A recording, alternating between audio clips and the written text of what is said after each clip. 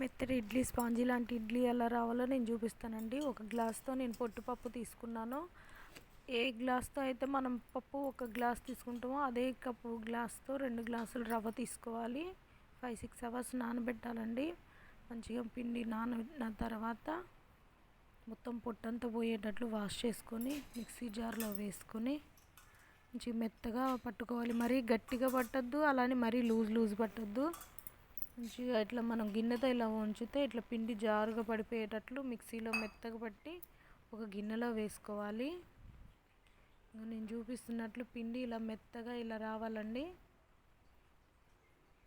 పొట్టుపప్పుతో ఇడ్లీ చాలా టేస్టీగా ఉంటుందండి, హెల్దీ కూడా. రవ్వ కూడా 3 సార్లు అట్లా వాష్ చేసిన తర్వాత గట్టిగా పిండి వాటర్ వేయకూడదండి. రవ్వ ఇలా నేను చూపిస్తున్నట్లు మీడియం ఇట్లా వాటర్ ఇలా జస్ట్ దులిపి వేస్తున్నాను. ఇంత లూజ్ ఉంటేనే నెక్స్ట్ డే మార్నింగ్కి పిండి కొంచెం బిగుసుగా అయిపోతుంది. చూడండి పిండి నెక్స్ట్ డే మార్నింగ్కి, అది నైట్ చూపించిన వీడియో, ఇది పొద్దున్నే ఎర్లీ మార్నింగ్ పిండి చూడండి ఎంత బిగుసుకొని గట్టిగా అయినదో. మంచిగా పొంగింది పిండి. ఇట్లా పొంగితే ఇడ్లీ టేస్టీగా మెత్తగా ఉంటుంది. కొంచెం సాల్ట్ వేసుకొని పిండి మొత్తం సాల్ట్ అంతా కలిసేలాగా బాగా కలుపుకోవాలి. కలుపుకున్న తర్వాత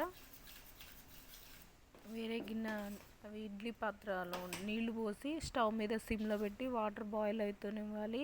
అవి బాయిల్ అవుతూ ఉంటే ఈలోపు ఇవి ఉన్నాయి కదా ఇడ్లీ పాత్ర ప్లేట్లకి నెయ్యి కానీ నూనె కానీ పూసి దాంట్లో మనం గరిటెతో పిండి మొత్తం ఫిల్ చేసుకోవాలి.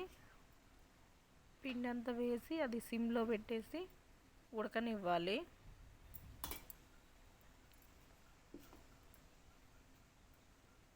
ఎంతో మెత్తగా ఉంటాయండి ఇడ్లీ ఇలా చేయటం వల్ల. నేను చెప్పిన ప్రాసెస్లో సేమ్ చేసి చూడండి, ఎంతో స్మూత్ అయిన స్పాంజీ అయిన మెత్తటి ఇడ్లీ వస్తాయి. సిమ్లో వాటర్ బాయిల్ అవుతున్న ఇడ్లీ పాత్రలో ఇది పెట్టేసి కరెక్ట్గా 5 నిమిషాలు అయితే సరిపోతుందండి. 5 నిమిషాల్లో ఇడ్లీ మెత్తగా ఉడుకుతాయి. ఉడికిన తర్వాత ఒక్క 2 నిమిషాలు అట్లా ఉంచేసి కొంచెం అది ఆవిరి తగ్గిన తర్వాత వేడి తగ్గుతుంది కదా, ఇప్పుడు నేను చూపిస్తున్నట్టు ఇట్లా చేతికి అతకద్దండి. అతకకపోతే మెత్తగా ఉడికినట్లు. చూడండి ఇడ్లీ ఎంత స్మూత్గా మెత్తగా వచ్చినాయో. ఇట్లా కట్ చేస్తే ఎమ్మటే కట్ అయిపోతున్నాయి. అంతేనండి, ఎంతో స్పాంజీ అయిన ఇడ్లీ రెడీ అండి. మీకు నచ్చినట్లయితే లైక్ చేయండి, షేర్ చేయండి, సబ్స్క్రైబ్ చేయండి.